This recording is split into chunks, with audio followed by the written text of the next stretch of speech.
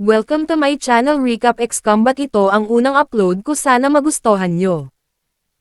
Narito ang buod ng buong kwento ng One Punch Man Season 1 Episode 1 sa Tagalog, na may detalyadong pagkakasunod-sunod ng mga pangyayari. One Punch Man Episode 1.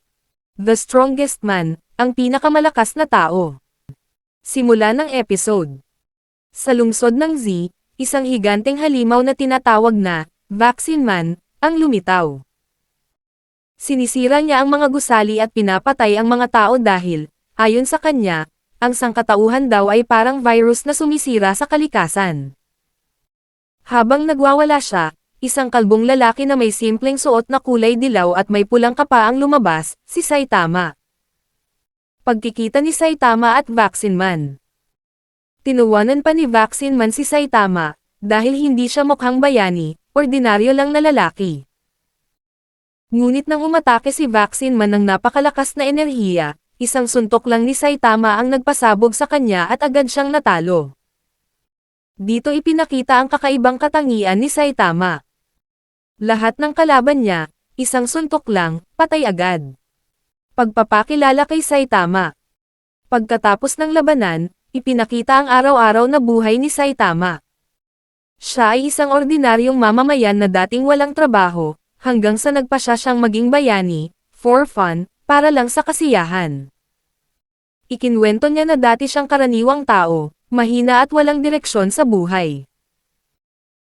Pero isang araw, nakatagpo siya ng isang halimaw, isang malaking alimango na may pangitaas ng katawan ng tao, na gustong patayin ang isang bata. Pinrotektahan ni Saitama ang bata, at doon nagsimula ang kanyang pangarap na maging bayani. Simula noon, nagsimula siyang mag-ensayo ng sobra.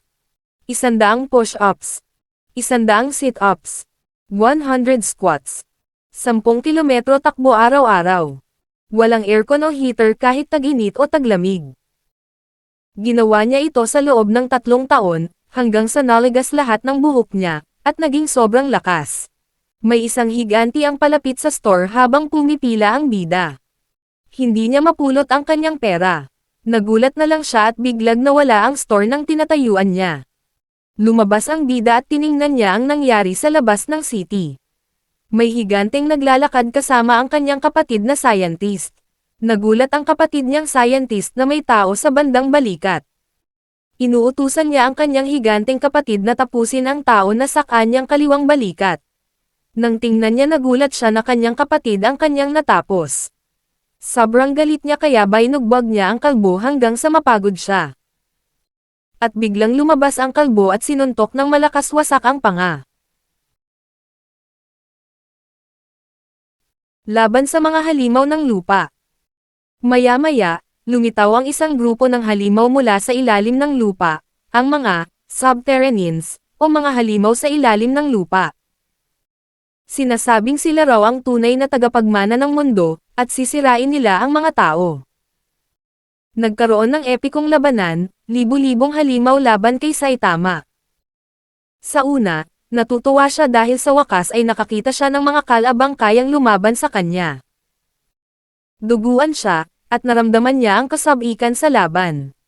Pero sa dulo, lumabas na panaginip lang pala iyon. Pagkagising niya, dumating ang mga totoong subterraneans, pero mahihina lang sila. Isang suntok lang muli ang lahat, patay na agad. At bumalik muli ang pagkabagot ni Saitama. Pagtatapos ng episode.